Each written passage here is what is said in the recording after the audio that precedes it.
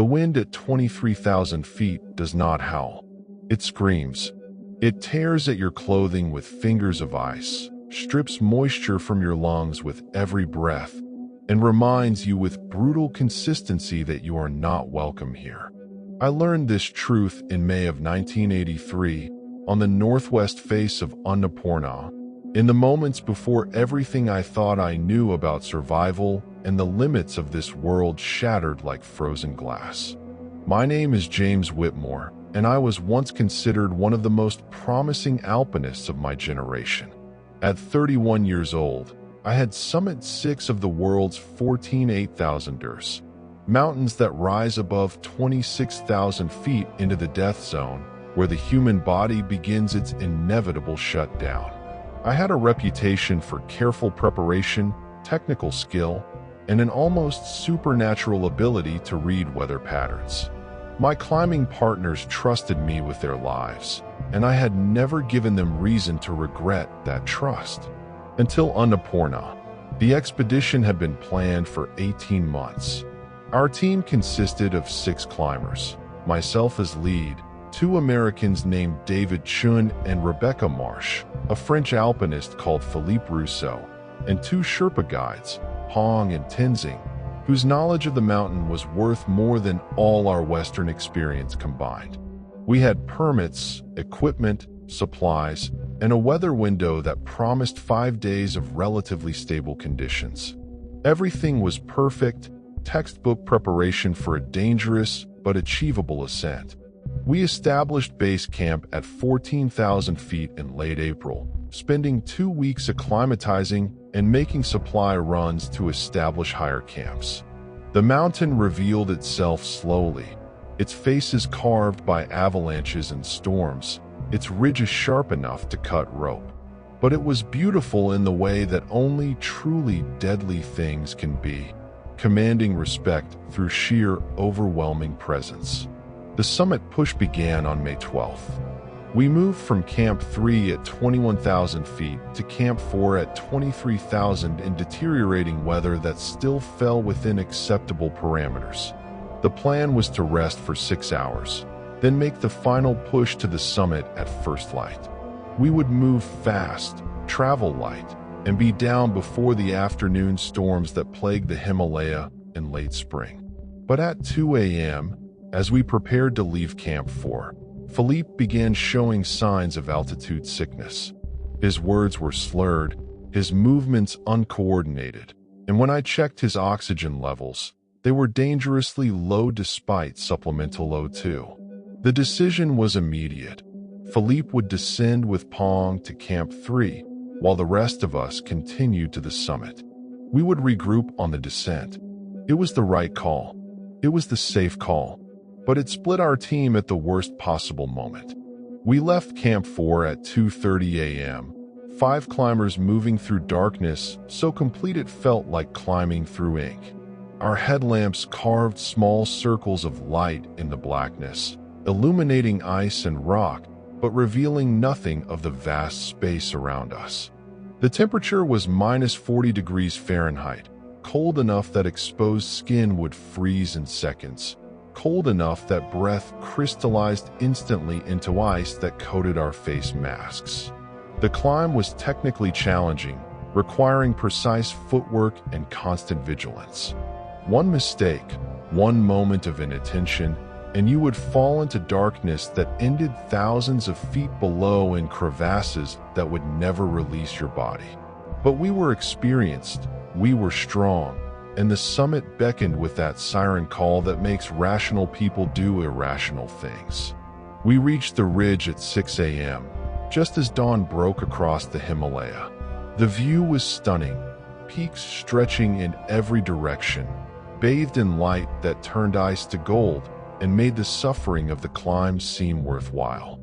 We were close now, perhaps 2 hours from the summit, moving along a knife-edge ridge with exposure that meant death on either side. That was when the storm hit. It came from nowhere, or rather from everywhere at once, a wall of white that obliterated visibility in seconds. The wind, which had been strong but manageable, transformed into something alive and malevolent, gusts strong enough to knock you off your feet if you were not braced. The temperature plummeted, and suddenly we were fighting not for the summit, but for survival. "Down!" I shouted into my radio, knowing the others could barely hear me over the wind. "We go down now." We turned, beginning the desperate retreat that every climber fears. But in the whiteout, with visibility reduced to less than 10 feet, the ridge that had been clear on ascent became a nightmare of uncertainty. Every step had to be tested, every anchor point verified, the rope between us our only guarantee that we were still connected. I was leading the descent, moving carefully, when I felt the rope go slack behind me. I turned, my headlamp cutting through the storm, and saw nothing. The other 4 climbers were gone, vanished into the white as if they had never existed. "David, Rebecca, Tenzing," I screamed into the radio, into the wind, into the uncaring mountain. Static answered, broken by occasional fragments of voices too distorted to understand. I pulled on the rope, feeling resistance, and began hauling back toward where I thought they should be. The rope came free in my hands, its end frayed and torn. They had fallen, or the rope had broken, or they had cut themselves free to save themselves. I would never know which. What I knew was that I was alone on a knife-edge ridge at 24,000 feet in a storm that was getting worse by the minute. I should have died there. Every calculation of survival said I would die there. But I made a choice, perhaps the only choice, to keep moving down, to try to find shelter, to refuse the seductive whisper of the mountain that said it would be easier to just stop, to rest, to let the cold take me. I descended in a daze, following instinct more than knowledge, my frozen brain operating on survival protocols I did not remember learning. The storm raged, the wind tried to tear me from the mountain, and somewhere in that descent, I lost track of where I was. The ridge should have led back to Camp 4, but nothing looked familiar. The ice formations were wrong, the angle of descent too steep, the direction uncertain. And then the ground disappeared beneath my feet, and I was falling through space and storm, tumbling through darkness, waiting for the impact that would end everything. I woke to silence, not the silence of absence, but the profound quiet that comes after overwhelming noise, when your ears ring with the memory of violence, and your brain struggles to process the transition from chaos to stillness. I was lying on snow, my body a catalog of pain, but alive. Impossibly, inexplicably alive. I opened my eyes to gray light filtering through heavy cloud. I was in a crevasse, a crack in the glacier that had somehow caught my fall and saved my life. The walls rose perhaps 30 feet on either side, close enough that I could see texture in the ice, but too far apart to climb without equipment. My pack was gone, torn away during the fall. My rope was tangled around my legs, and my left arm hung at an angle that sent waves of nausea through me when I tried to move it. Assessment: broken arm, possible ribs, definite concussion based on the throbbing in my skull. Situation: trapped in a crevasse at an unknown altitude with no supplies, no communication, and no realistic hope of rescue. Prognosis: death from exposure within hours, maybe a day if I was unlucky enough to last that long. I should have panicked. Training says panic kills faster than cold. But lying there in that crack in the glacier, I felt something unexpected: curiosity. How had I survived a fall that should have killed me? Where exactly was I? And what was that sound? So faint I almost missed it, like breathing that was not my own. I turned my head, slowly because movement sent spikes of pain through my neck, and saw the entrance to a cave. Not a natural formation in the ice, but something that looked deliberately carved, or at least deliberately used. The opening was perhaps 4 feet high, leading back into darkness that my oxygen-starved brain could not penetrate. Getting to the cave took everything I had. I dragged myself across the snow using my good arm, my legs barely functional, every movement an exercise in controlled agony. It took perhaps 20 minutes to cover 30 feet, but the alternative was freezing to death in the open, and some stubborn part of me refused to accept that end. The cave was warmer, not warm, but less cold, protected from the wind that even here, in the depths of the crevasse, tried to steal what little heat my body still generated. It extended back further than I could see, curving away into darkness.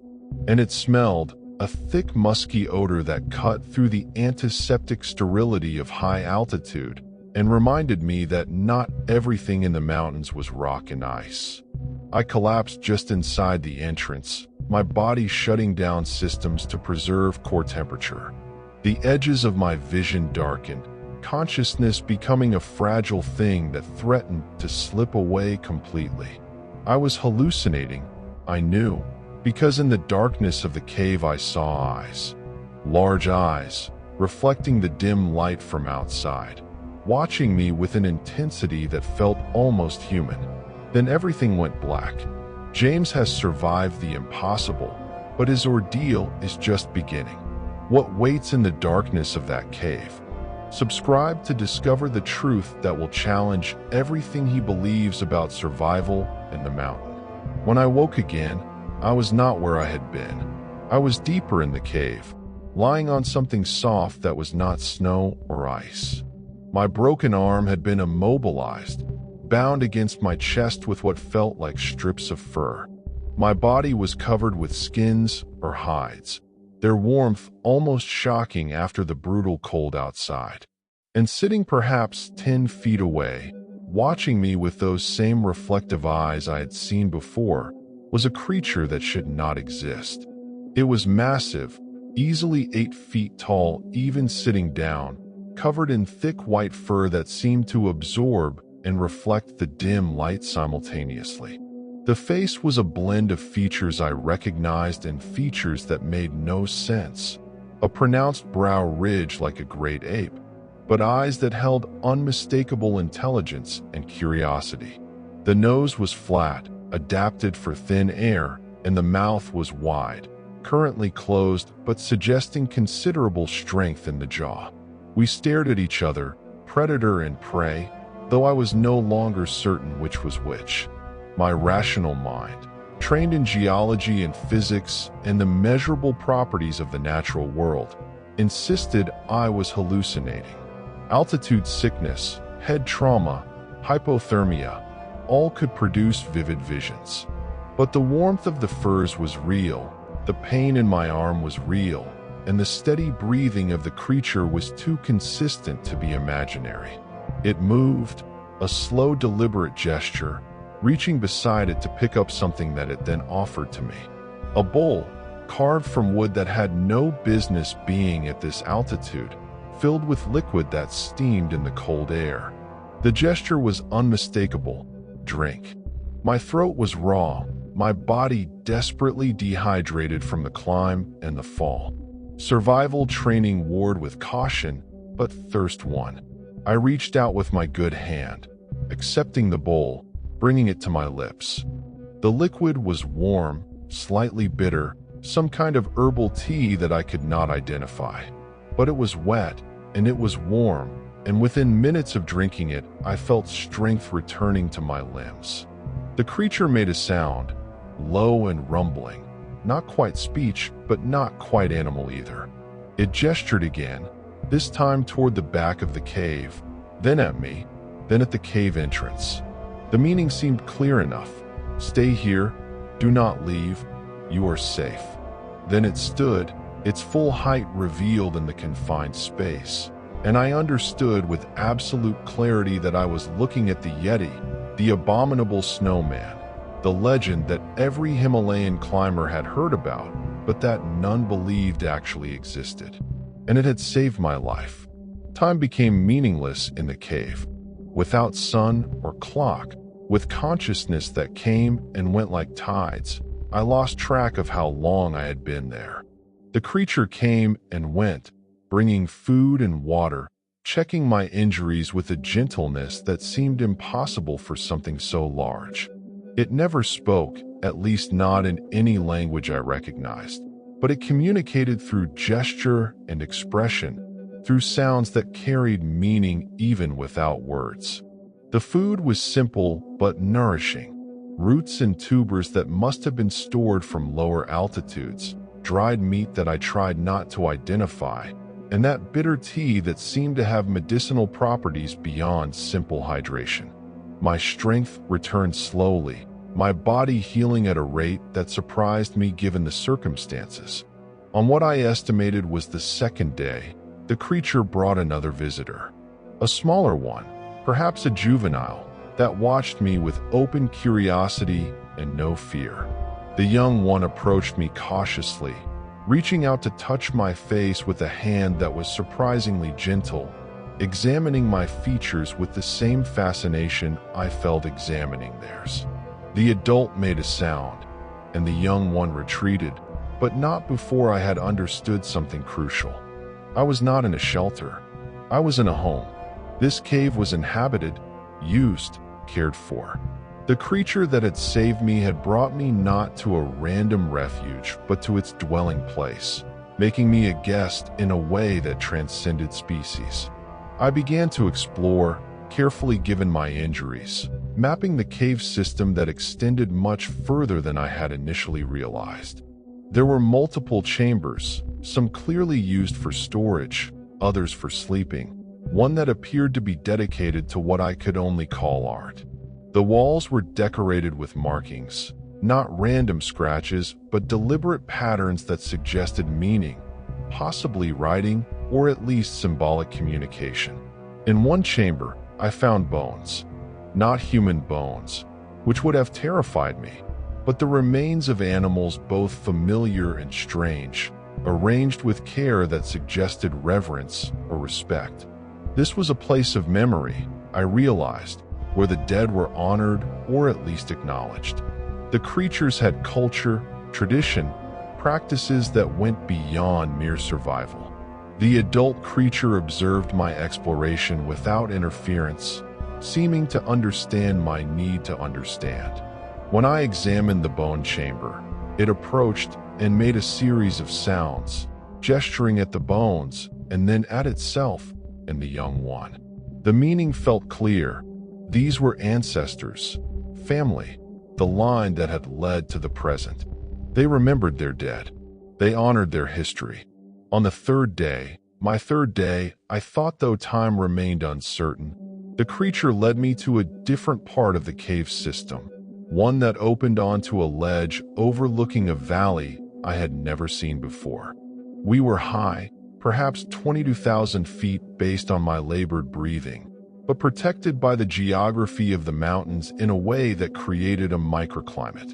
And in that valley, I saw others, perhaps a dozen of the creatures, moving through the snow, engaged in activities that looked almost domestic. Some were gathering something from areas where the snow had melted, others appeared to be working on structures made from stone and ice, and a group of juveniles were engaged in what could only be called play, tumbling through the snow in a way that reminded me painfully of human children. This was not a lone creature. This was a community, a society, living in one of the most inhospitable places on Earth, hidden from human knowledge not through impossibility, but through deliberate isolation and the vast indifference of the mountains. My guide, the creature that had saved me, gestured at the valley and then at me, and I felt the communication pass between us even without words. Asterisk, this is why we hide. This is what would be destroyed if you revealed us. This is what I am trusting you to protect. Asterisk. The weight of that trust, offered by a being that had every reason to fear humans, nearly drove me to my knees. I nodded, not knowing if the gesture meant anything to them, but hoping they would understand. The creature placed one massive hand on my shoulder, the touch firm but not threatening, and I felt something pass between us that was deeper than language. My recovery continued in that hidden sanctuary, each day bringing back strength and mobility. The creature, which I had begun thinking of as the guardian, taught me things without words. How to move efficiently in thin air, conserving oxygen through breathing patterns I had never learned in any mountaineering course. How to recognize safe snow from avalanche risk by subtle signs of texture and sound. How to find water in places that seemed completely frozen. But more than practical skills, I was learning about a species that had survived for perhaps millions of years by mastering the art of invisibility. They moved through the mountains with a grace that made human climbers look clumsy and loud. They understood the weather with an intuition that surpassed any instrument we had developed. They knew the mountains not as obstacles to be conquered, but as home to be respected and preserved. The young one, which I had started calling Little One in my head, became my constant companion.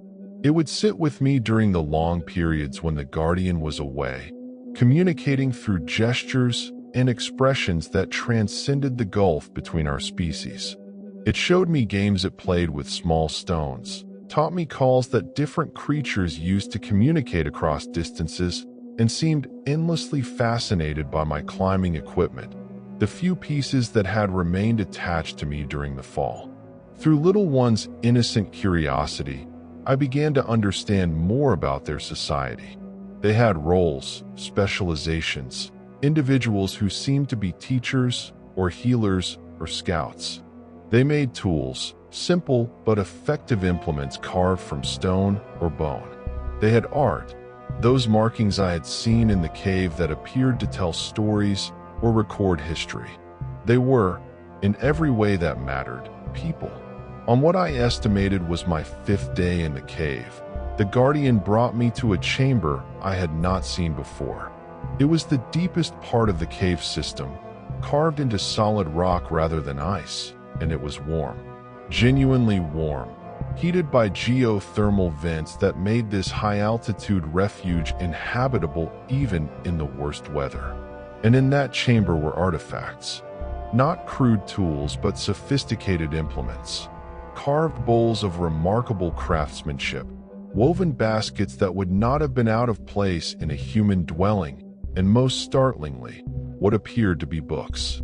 Not books as I understood them, but bound collections of thin bark or hide, marked with the same symbols I had seen on the cave walls, organized in a way that suggested they were records or stories or knowledge preserved across generations. The guardian opened one of these books, its massive hands surprisingly gentle with the fragile materials, and showed me images. Drawings of the mountains, of the creatures themselves, of what looked like humans in the distinctive clothing of centuries past. The creatures had been watching us, I realized, documenting our presence in their territory across hundreds or thousands of years. We were not unknown to them. They had simply chosen to remain unknown to us. The valley holds secrets that could rewrite human history. But why has the guardian chosen to reveal them to James? Continue reading to discover the truth that will bind him to the mountain forever. One image caught my attention, held it with terrible fascination. It showed humans with weapons, attacking the creatures, fire and violence captured in simple but powerful strokes. And it showed the creatures retreating, fleeing into higher and more remote places, their numbers diminishing with each successive image. This was not just a record of observation. This was a history of persecution, a documentation of genocide that had driven a species to the edge of extinction. The guardian watched me process this, its amber eyes reflecting something that might have been sadness or resignation. It made a sound, a low mournful note that needed no translation, and gestured at the images and then at itself and Little One. The meaning was clear and devastating. Asterisk, we remember. We are the survivors. And we hide because we must. Asterisk. I wanted to tell them that not all humans were threats, that we had changed, that we would protect them if we knew they existed. But even as the thoughts formed, I knew they were lies. We would not protect them. We would study them, cage them, display them, or destroy them out of fear or greed, or the simple inability to let anything exist beyond our control. The creatures understood this in a way I was only beginning to grasp. Their isolation was not paranoia. It was survival. That evening, sitting by the warmth of the geothermal vents with little one curled against my side and the guardian watching over us both, I made a decision. When I left this place, if I survived to leave this place, I would not reveal it.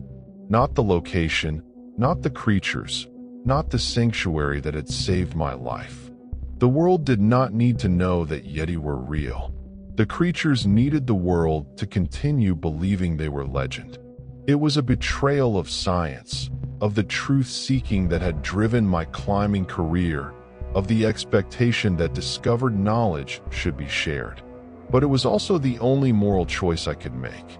The Guardian had trusted me with their existence. I would honor that trust, even if it meant carrying the secret to my grave. On the morning of what I calculated was my 7th day in the cave, the Guardian woke me before dawn and gestured for me to follow.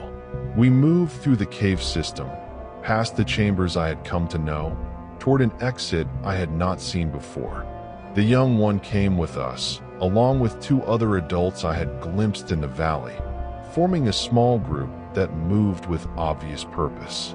We emerged onto a different part of the mountain, a ridge that looked out over terrain I recognized.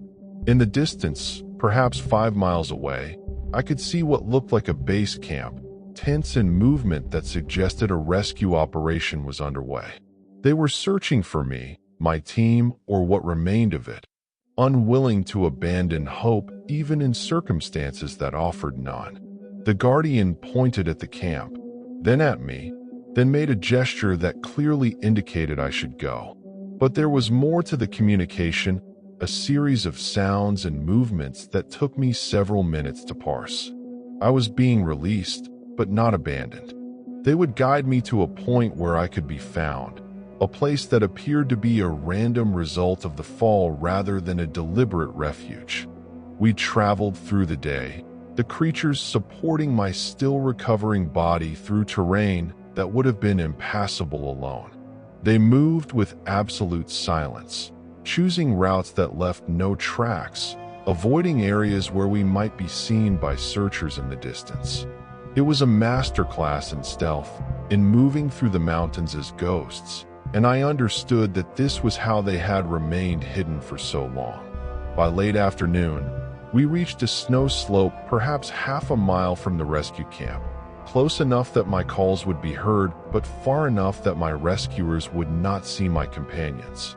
The Guardian helped me arrange myself on the snow, positioning my injuries to appear consistent with a fall and subsequent exposure. The young one approached, making a sound that I had learned meant goodbye or safe journey, and touched my face with gentle hands that I would remember for the rest of my life. The Guardian knelt beside me, our faces level, and we looked at each other for a long moment. No words passed between us because none were needed. They had saved my life. I would protect their secret. The contract was complete, sealed by mutual respect and the recognition that some things were more important than fame or recognition or the advancement of human knowledge.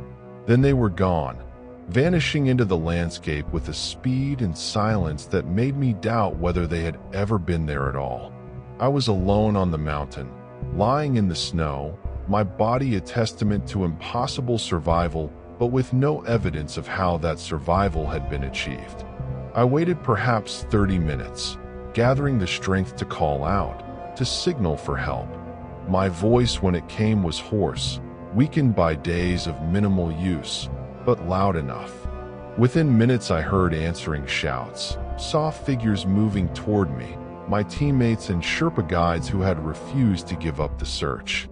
They reached me with tears and exclamations of disbelief, wrapping me in emergency blankets and beginning the process of medical assessment and evacuation. Philippe was there, recovered from his altitude sickness, his face a mask of relief and wonder. David had survived the fall, he told me, though Rebecca and Tenzing had not. We had lost 2 members of our team, and I had been missing for 3 days in conditions that should have killed me within hours. "How did you survive?" Philippe asked, his French accent thick with emotion. "Where were you?" "We searched everywhere, James. We thought you were dead."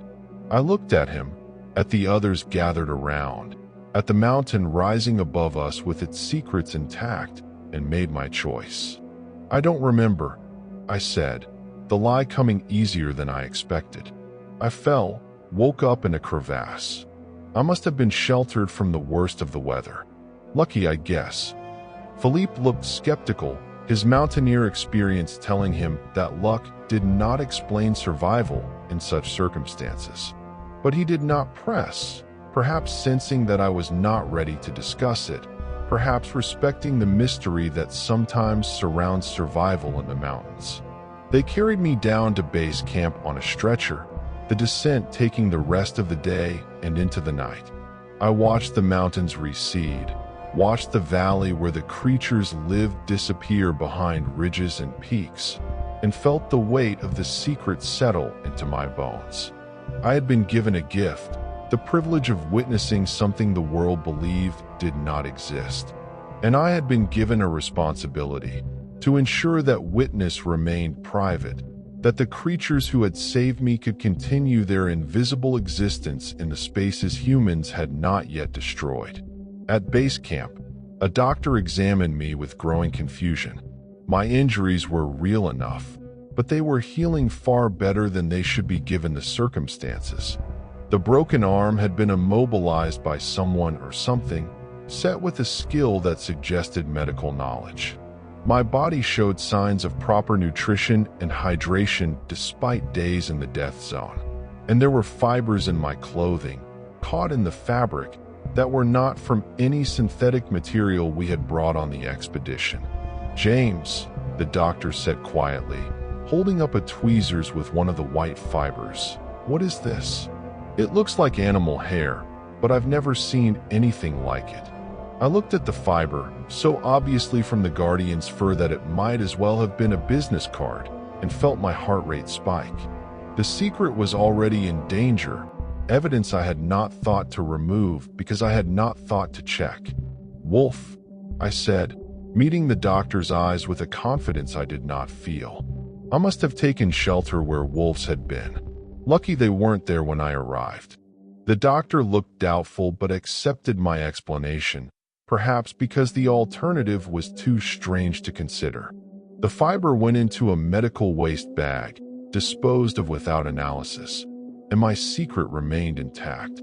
But I had learned a lesson. Concealment required constant vigilance, awareness that every trace of evidence could unravel the protection I had promised.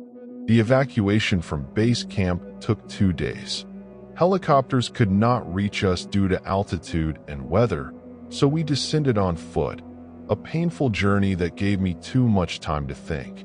My body healed with each step toward lower altitude, but my mind remained in that cave, replaying conversations without words, remembering the trust one had been given and the promise I had made.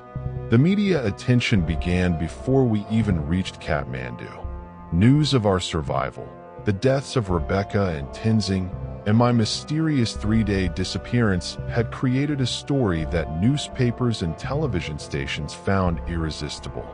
We were met at the airport by a crowd of reporters, all shouting questions, all demanding to know how I had survived. I told them the story I had prepared. The fall into the crevasse, the shelter from the storm, the lucky positioning that had protected me from the worst of the cold. I emphasized luck, coincidence, the randomness of survival in the mountains. I gave them a narrative that was plausible enough to satisfy casual curiosity, but empty enough to discourage deeper investigation. Most accepted it. A few did not.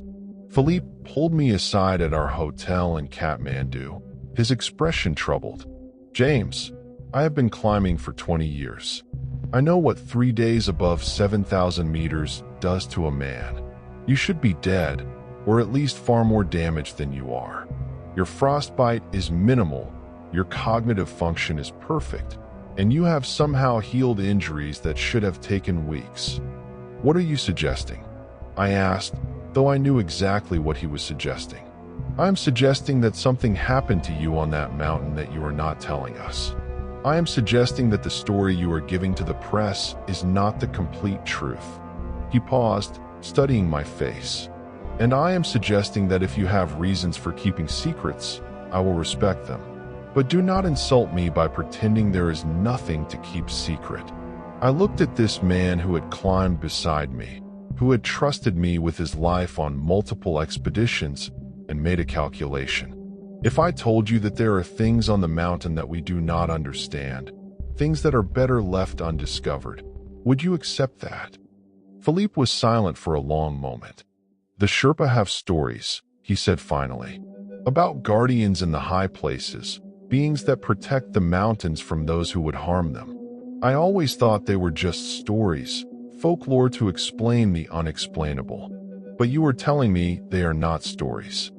I'm telling you that some mysteries serve a purpose, that revealing them would cause more harm than good, and that I am asking you, as a friend, to let this one remain mysterious. Philippe nodded slowly. Then I will respect your choice. But James, if you ever need to speak of it, if the weight of this secret becomes too much, I am here. Some burdens should not be carried alone. His understanding, his willingness to accept partial truth, moved me more than I expected. But it also reinforced the loneliness of what I was carrying. I could never fully share the experience, never describe the guardian or little one or the valley with its hidden community. The secret had to remain complete or it became dangerous. The expedition officially ended in late May.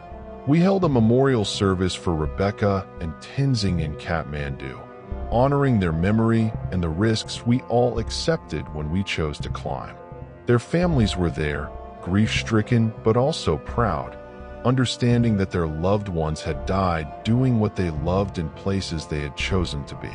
I spoke at the service, my words carefully chosen to celebrate their lives without dwelling on the circumstances of their deaths. But privately, I carried guilt. They had died while I survived, saved by intervention they would never receive. The randomness of it, the unfairness, weighed on me in ways that simple survivor's guilt could not explain. I returned to England in June, to a small flat in London that felt alien after weeks on the mountain. The media attention continued for several weeks, interviews and articles that I endured while giving nothing away. I became known as the man who had survived the impossible, my story a testament to human resilience and the unpredictability of mountain rescue. But at night, alone in the city with its noise and crowds and complete disconnection from the silence of high altitude, I dreamed of the cave. I dreamed of the guardian's amber eyes, of little one's gentle curiosity, of the valley where a species lived in secret. And I woke with the certainty that my life had been divided into before and after, that I would never be the person I had been before Annapurna. James has returned to civilization, but the mountain's secret calls to him still. How long can he keep silent about what saved him? Subscribe to discover how the truth demands to be told, and what price he'll pay for protecting it.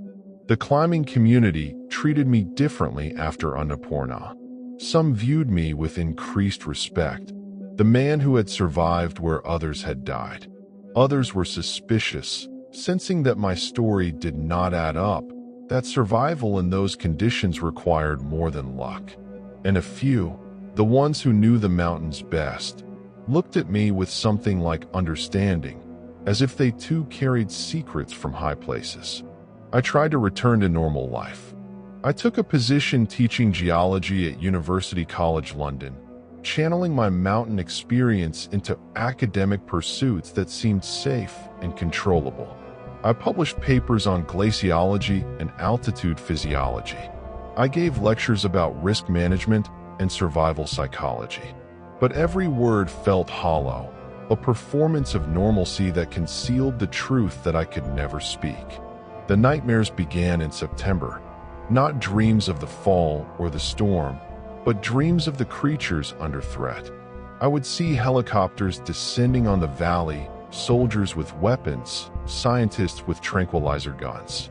I would see the guardian captured, little ones separated from its family, the sanctuary destroyed by human curiosity and greed. I would wake in cold sweat, my heart pounding, the certainty that my silence was not enough warring with the knowledge that speaking would make the nightmares real. In October, I received a visitor. Dr. James Patterson, a cryptozoologist from Oxford, appeared at my office with a proposition. He had been studying reports of Yeti sightings for 20 years, collecting evidence, interviewing witnesses, building a case for a properly funded scientific expedition to search for what he called relict hominids in the Himalaya. "Mr. Whitmore," he said, settling into the chair across from my desk with the confidence of academic privilege, "I have been following your case with great interest.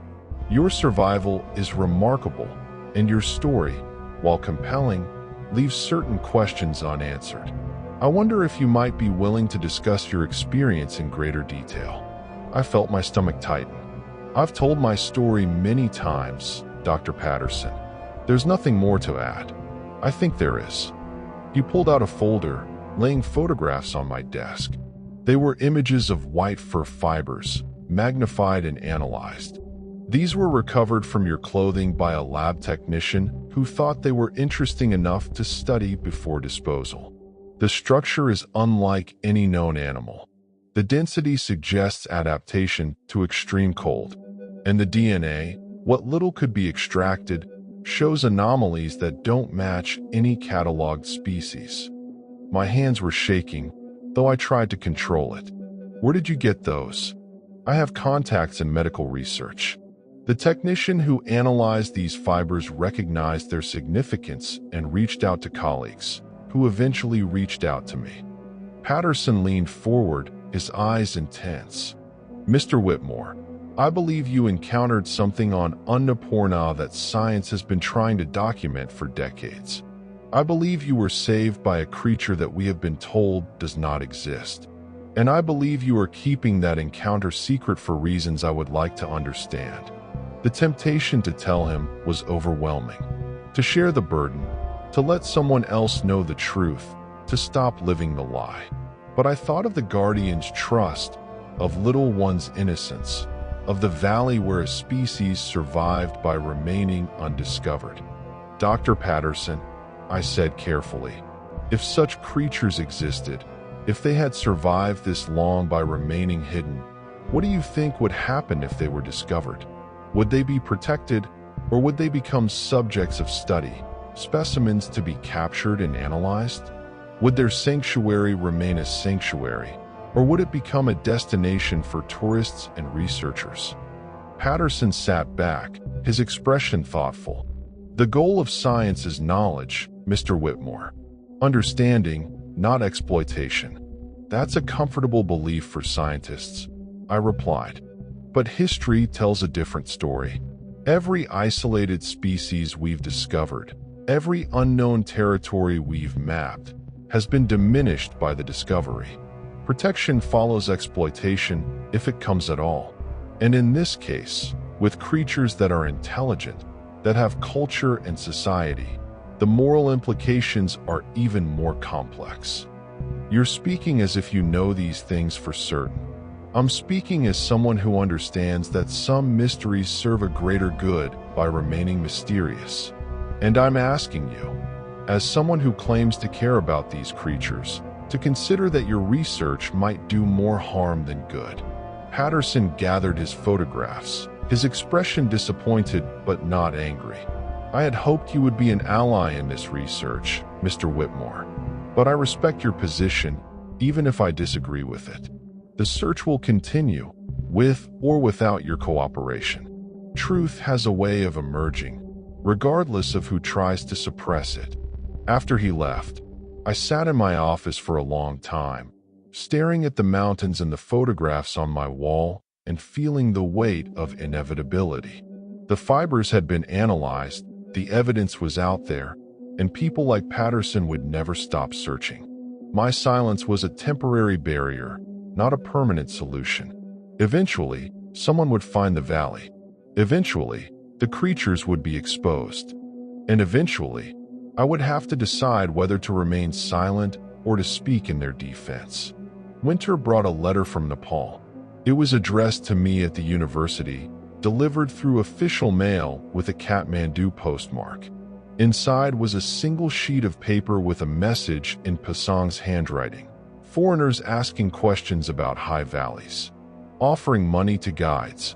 Thought you should know. The letter confirmed my fears. Patterson or others like him were actively searching, using resources I could not match to pursue evidence I could not suppress. The sanctuary was in danger, and my silence was no longer sufficient protection. I made a decision that would change everything. I would return to the Himalaya, not to climb, but to warn them. The creatures had saved my life. The least I could do was warn them that their refuge had been compromised, that they needed to be more careful or perhaps relocate to even more remote areas. I arranged a leave of absence from the university, citing the need for field research. In January of 1984, I flew back to Kathmandu, carrying equipment that had nothing to do with geology and everything to do with a desperate attempt to repay a debt. Pong met me at the airport, his face troubled. "Mr. James, this is dangerous. The foreigners, they are serious people. They have money, connections, government permissions. And they are asking about you, about where you disappeared, about valleys that sheltered you. I need to reach the place where they found me," I said. "I need to go back." Pong studied me for a long moment. "The Sherpa people, we know about the Guardians. We have always known. Our ancestors made agreements with them, boundaries that were respected. But the modern world does not care about old agreements. If you go to warn them, you risk leading others to them. If I don't go, they'll be found anyway. At least this way they have warning, time to prepare or relocate." Or, Pong said quietly, "They already know. The Guardians are not foolish, Mr. James. They have survived a long time by being very aware of threats. Perhaps they are watching the foreigners just as they watched us." His words were wise, but I could not shake the feeling that I needed to do something. That passive observation was a betrayal of the trust one had been given.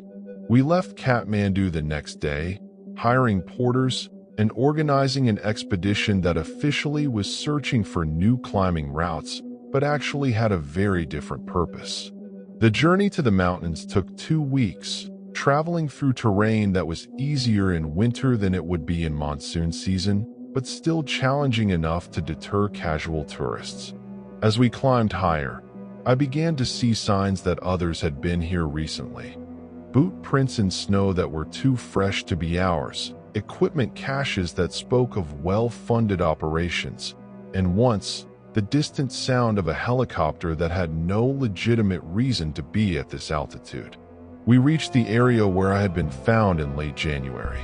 The landscape was transformed by winter, buried under snow that concealed crevasses and made navigation treacherous. But I remembered landmarks, the shape of ridges and the angle of peaks, enough to guide me toward where I thought the cave might be. Finding it took 3 days of searching, retracing my fuzzy memories of being carried by the creatures through terrain that looked different in winter than it had in May. But eventually, I found the crevasse, the entrance half buried by snow but still recognizable, and standing at the entrance, as if they had been waiting for me, was the Guardian. We looked at each other across the snow, recognition passing between us. The Guardian had aged, I thought, or perhaps it was just the harsh winter light that made its fur seem grayer, its posture more weary.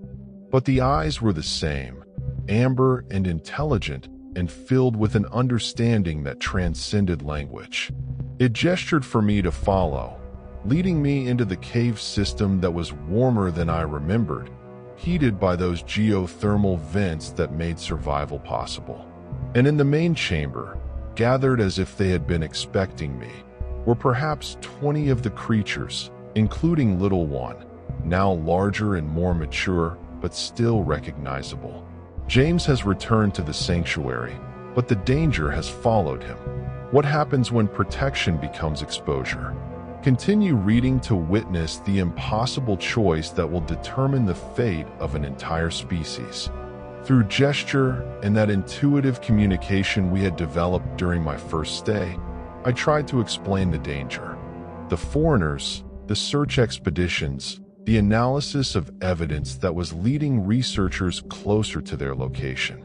I drew maps in the snow, acted out scenarios of discovery and capture, tried to convey the urgency of the threat. The Guardian listened, its expression unreadable.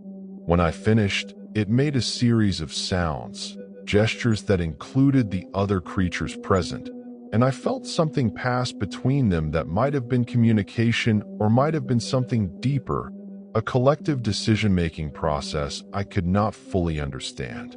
Then it approached me, placing both hands on my shoulders with that same gentle firmness I remembered from before. And for the first time, I felt actual words in my mind, not my own thoughts, but concepts planted there by external consciousness. We know. We have always known.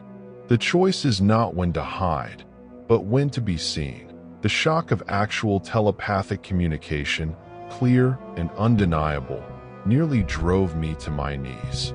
The Guardian steadied me, its grip supportive, and continued, "You came to warn us. We honor this, but we have made our decision. Some of us will stay, deeper in the mountains, maintaining the old ways. Others will allow themselves to be found, to be the face that humans see, so that the deeper sanctuaries remain hidden." "No," I said aloud, my voice harsh in the quiet of the cave. "You don't understand what will happen. They'll study you, imprison you, treat you like animals or threats. You'll lose everything. We understand better than you think. We have watched humans for thousands of years. We know your capacity for both cruelty and compassion. Some of us believe the time of hiding is ending, that we must engage with your species or be destroyed by it. It is a risk, but all survival is risk. Little One approached, now nearly as tall as I was, and touched my face with the same gentle curiosity it had shown as a juvenile. The gesture carried meaning I could feel but not quite articulate. Gratitude, farewell, hope that we would meet again under different circumstances. The Guardian released my shoulders and gestured toward the cave entrance, toward the outside world and the life I had left to come here. "You have honored your promise. You kept our secret when revealing it would have brought you fame. But secrets end, Mr. James Whitmore. The question is whether they end in ways that preserve what matters or destroy it. We choose preservation, even if it means visibility." I left the cave the next morning, my mind reeling from the revelation that the creatures were not just intelligent but telepathic, capable of complex communication that made my gestural attempts seem like the fumbling of a child. More disturbing was their decision to allow partial discovery, to sacrifice some members of their species to protect others, a strategy that seemed both wise and heartbreaking. Pong was waiting at our camp, his expression knowing. "You found them," he said, not a question but a statement. "You knew they could speak. Into minds, I mean. The old Sherpa know many things that modern people have forgotten. The Guardians have spoken to our holy men for generations, made agreements about territories and boundaries. But we keep these things private, because some knowledge is dangerous when widely shared. They're planning to let themselves be found. Some of them, anyway. They think it's the only way to protect the deeper sanctuaries. Hong nodded slowly. Perhaps they are right. The world is smaller than it was. Hiding becomes harder every year. Better to control the terms of discovery than to be discovered by those who would show no mercy. We returned to Kathmandu in February, arriving to find the city buzzing with news. Dr. Patterson's expedition had reported a sighting, brief but documented, of what they described as unidentified large primates at approximately 20,000 feet. The footage was poor quality, shot from a distance, but clear enough to reignite international interest in the search for Yeti. I watched the press conference on a small television in a Kathmandu hotel, seeing Patterson's excitement as he described the encounter. The creatures had allowed themselves to be filmed, I realized, had chosen the time and place to be seen. They were implementing their strategy, creating controlled exposure that would satisfy curiosity while maintaining deeper secrets. But Patterson was not satisfied with distant footage. He was already planning a follow-up expedition, more extensive and better equipped, determined to capture clear evidence or even a specimen. The very thing the creatures feared was being set in motion by their attempt to control it. I made a decision I had been avoiding for months. I would go public with my own story, not all of it, but enough to shift the narrative. If I came forward as someone who had been helped by these creatures, who had experienced their intelligence and compassion firsthand, I might be able to shape how they were perceived by the public and scientific community. The press conference I called in March of 1984 was one of the most difficult things I had ever done. Standing before cameras and reporters, I admitted that my survival story had been incomplete, that I had been found and cared for by creatures I could only describe as Yeti, and that they had shown intelligence and compassion that demanded respect rather than exploitation. The reaction was immediate and divided. Some praised my honesty and called for protective measures before any further expeditions were mounted. Others accused me of perpetuating a hoax or suffering from altitude-induced hallucinations. Scientists demanded evidence, which I refused to provide beyond the testimony of my experience. These are not animals to be studied, I told a reporter from the BBC. They are intelligent beings with culture, society, and the right to exist without human interference. If we approach them, it must be with the same respect we would show to any newly contacted human tribe, with consideration for their autonomy and their wishes. Dr. Patterson confronted me at a symposium in London, his face red with anger. "You're sabotaging legitimate research, Whitmore. If these creatures exist, if they're as intelligent as you claim, then studying them could revolutionize our understanding of evolution, consciousness, intelligence itself. You have no right to withhold that knowledge." "I have every right," I replied, keeping my voice calm despite my own anger. "They saved my life and trusted me with their existence. That trust creates obligations that supersede scientific curiosity. And if your research cannot proceed without violating that trust, then perhaps it should not proceed at all." The debate raged through academic journals and popular media for months. The question was no longer whether Yeti existed. My testimony combined with Patterson's footage had shifted that, but what our moral obligations were toward intelligent non-human species. It was a question humanity was utterly unprepared to answer. In the years that followed my public admission, the situation evolved in ways I could never have predicted. The Nepalese government, under pressure from both conservationists and the Sherpa community, declared vast areas of the high Himalaya as protected zones where expeditions were forbidden without special permits that were almost never granted. The creatures gained a form of legal protection, not as individuals, but as a protected species, their habitats preserved by decree, if not by full understanding.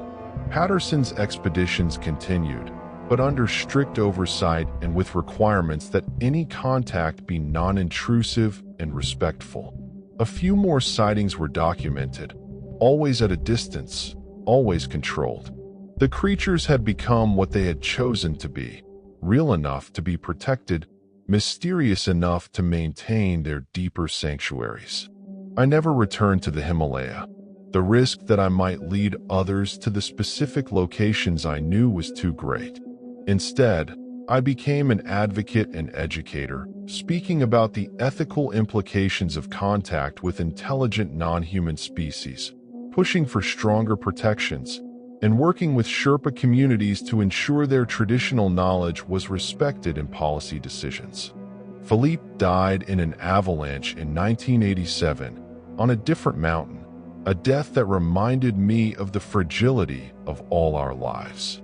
In his effects, I found a journal entry from shortly after Annapurna. James carries a secret that weighs on him like altitude. I do not know exactly what happened in those 3 days, but I know it changed him. Perhaps some experiences are too profound to share, too sacred to reduce to words. I hope that whatever he witnessed, whatever he learned, it brings him peace rather than burden. His understanding, even without full knowledge, moved me more than any public validation ever could. David Chun, the other survivor from our expedition, eventually learned the full truth. I told him in 1990, on the anniversary of our climb, feeling he deserved to know why Rebecca and Tenzing had died while I survived. He listened without interruption, then sat in silence for a long time. "They chose you," he said finally. "Out of all of us, they chose to save you. I wonder why. I've wondered that myself for years. Maybe it was just proximity, being closest to their territory. Or maybe," I paused, struggling with a possibility I had never fully articulated. "Maybe they needed someone who would tell the story, someone who would bridge between their world and ours. Maybe I was chosen not despite my survival, but because of what I would do with it."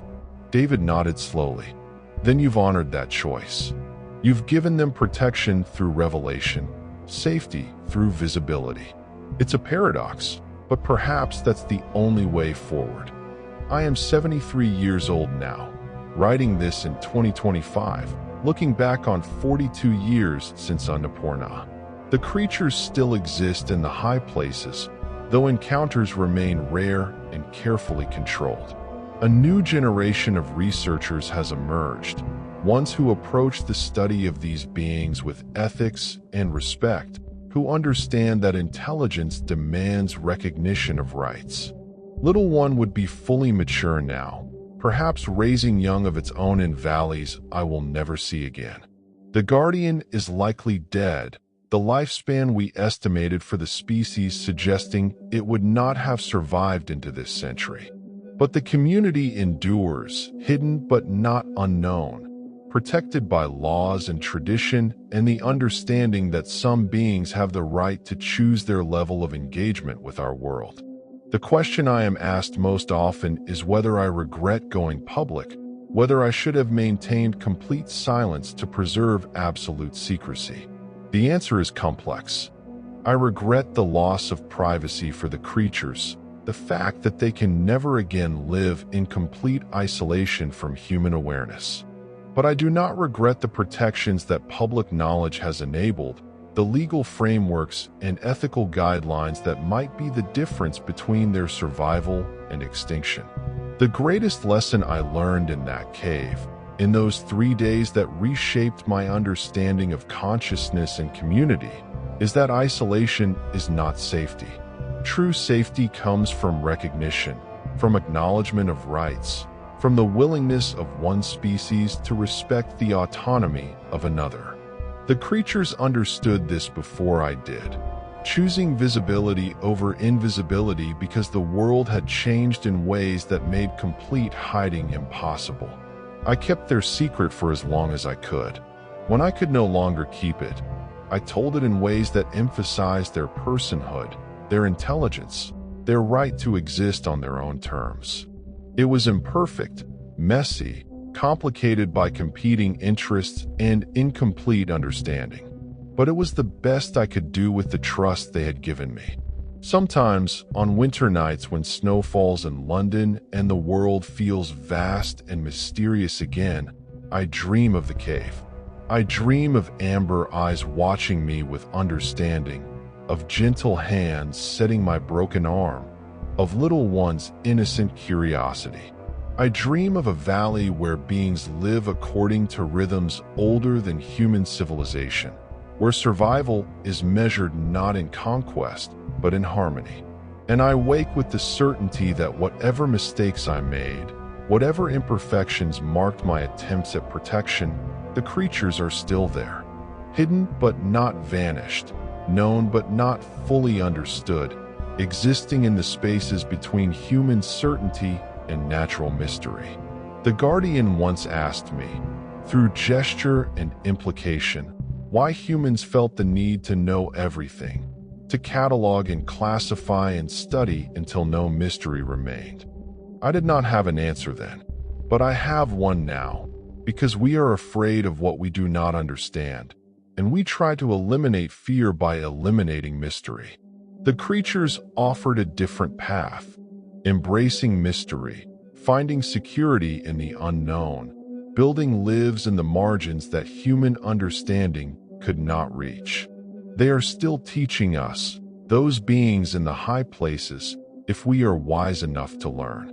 This is my testimony. This is my truth.